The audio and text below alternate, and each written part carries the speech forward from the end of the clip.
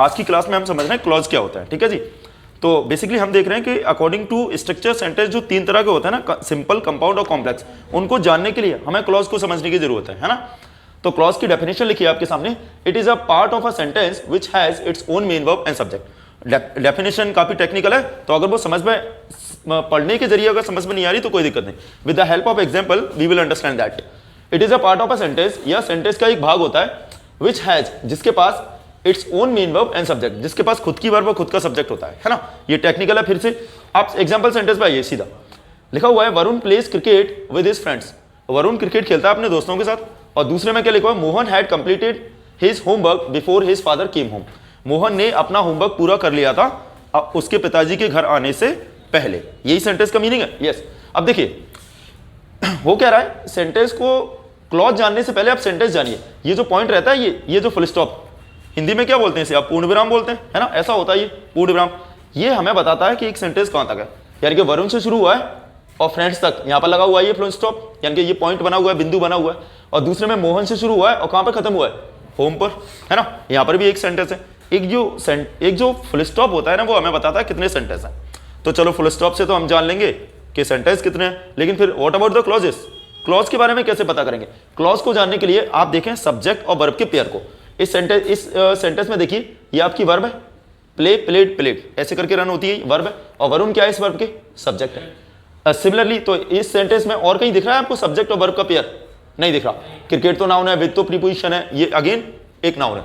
तो ये सेंटेंस भी खत्म हुआ सब्जेक्ट और वर्ब का, यानी कि इस स्टेटमेंट के अंदर सेंटेंस तो एक ही था और क्लॉज भी कितने थे, क्लॉज भी एक ही था। सेंटेंस भी एक, क्लॉज भी एक ही फुल स्टॉप था और एक ही सब्जेक्ट और वर्ब का पेयर था। क्लॉज कैसे देखते हैं, सब्जेक्ट और वर्ब के पेयर से। अभी और आसान होगा ये, रुके। दूसरे में हमने देखा मोहन से लेके कहां खत्म हुआ, केम होम तक।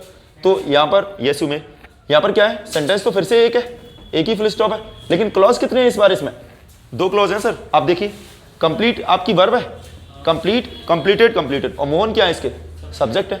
और इधर आइए, अभी ये कम केम कम, ये क्या है, फिर से एक वर्ब है, यानी कि मेन वर्ब है, वर्ब लिख दीजिए। और ये हिज फादर क्या है इसके, सब्जेक्ट है। तो एक वर्ब और सब्जेक्ट का पेयर ये रहा और एक वर्ब और सब्जेक्ट का पेयर ये रहा, यानी कि इस सेंटेंस में कितने क्लॉज हो गए, 2 क्लॉज हो गए। बेसिकली सब्जेक्ट और वर्ब के पेयर को हम क्या मान लेते हैं, एक क्लॉज मान लेते हैं। वही लिखा हुआ है, it is a part of a sentence, यह सेंटेंस का एक पार्ट होता है, which has its own main verb and subject, जिसके पास खुद की मेन वर्ब और खुद का सब्जेक्ट होता है। ठीक है जी।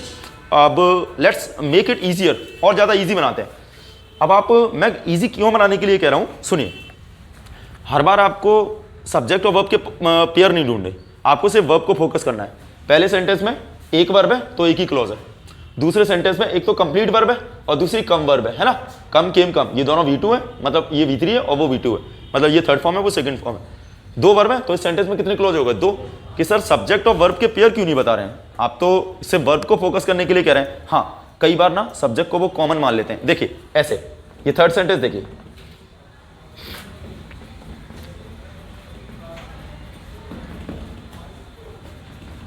Kunal went to market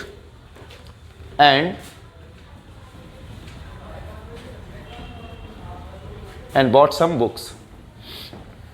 देखिए अब इस सेंटेंस में आप देखो कि कुणाल से शुरू हुआ है, कहां पे खत्म हुआ है, बुक्स पे खत्म हुआ है। तो ब्रैकेट में लिखो सेंटेंस कितने हैं सर, सेंटेंस तो हर बार एक ही हो रहा है क्योंकि एक ही जगह फुल स्टॉप है ना।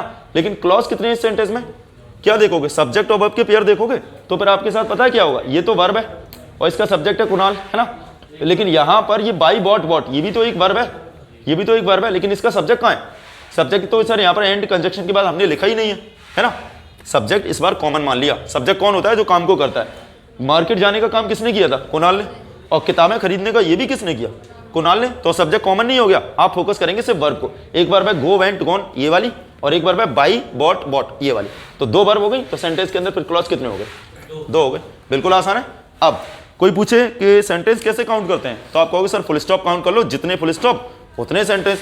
और क्लॉज कैसे काउंट करते हैं, तो आप क्या बताएंगे, जितनी मेन वर्ब काउंट कर लो, जितनी वर्ब्स काउंट करिए उतने ही क्या है, उतने ही क्लॉज है। ठीक है जी।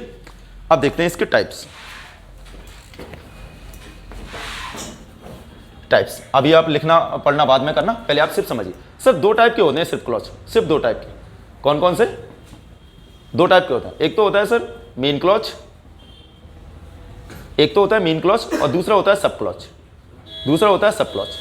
इनके लिए कुछ एडवांस टर्मिनोलॉजी यूज होती है, मैं लिख देता हूं वो। मेन क्लॉज को ही हम प्रिंसिपल क्लॉज कहते हैं। ये खाली नाम है, आपको याद नहीं करना, सिर्फ देख लेना है, ये खाली नाम है सिर्फ प्रिंसिपल क्लॉज। और क्या बोल सकते हैं हम इसको, इंडिपेंडेंट क्लॉज। यानी कि हम क्या देख रहे हैं सर, क्लॉज दो टाइप के होते हैं, एक तो मेन क्लॉज होता है और एक सब क्लॉज होता है। मेन क्लॉज को ही हम प्रिंसिपल क्लॉज कहते हैं या इंडिपेंडेंट क्लॉज कहते हैं, और सब क्लॉज को ही हम क्या कहते हैं, मिनी क्लॉज कहते हैं। जब इसको प्रिंसिपल कहेंगे ऊपर वाले को तो नीचे वाले को मिनी क्लॉज, और ऊपर वाले को इंडिपेंडेंट तो नीचे वाले को क्या, डिपेंडेंट क्लॉज। ये खाली नाम है, डिपेंडेंट क्लॉज हो गया। अब सर ये मेन क्लॉज और सब क्लॉज क्या होते हैं, इन्हें और समझा दीजिए। देखिए जो मेन क्लॉज है ना वही प्रिंसिपल क्लॉज है, वही इंडिपेंडेंट क्लॉज है। तो फिर ये दो टर्मिनोलॉजी क्यों इस्तेमाल करें। काफी सारे राइटर्स ने काफी सारी बुक्स में कोई प्रिंसिपल क्लॉज लिख के देगा, कोई आपको उसे ही इंडिपेंडेंट क्लॉज लिख के देगा, लेकिन वो और कुछ नहीं, वो मेन क्लॉज की ही बात कर रहे हैं। और अगर सब क्लॉज की बात करेंगे तो कोई मिनी क्लॉज लिख देगा, कोई डिपेंडेंट क्लॉज, ये सब एक ही बातें होती हैं। तो फिर सर ये डिफरेंट टाइप की टर्मिनोलॉजीज क्यों है, डिफरेंट टाइप के रीजन्स में डिफरेंट टाइप के ऑथर्स ने अलग अलग बुक्स में अलग अलग टर्मिनोलॉजी यूज की है। 90% जो स्पीकर्स होते हैं वो यही वाली टर्म यूज करते हैं, मेन क्लॉज और सब क्लॉज, और हम भी यही वाली टर्म यूज करेंगे। ठीक है, तो आज के बाद ये याद नहीं रखना बिल्कुल भी, भूल जाइए इसे। बस ये कई बच्चे बोलेंगे सर आपने बताया मेन क्लॉज और सब क्लॉज क्या होता है, कोई बच्चा फिर ले आया कि सर प्रिंसिपल क्लॉज क्या होता है, वो और कुछ नहीं, यही होता है। इसलिए मैंने आपको पहले ही क्लियर किया।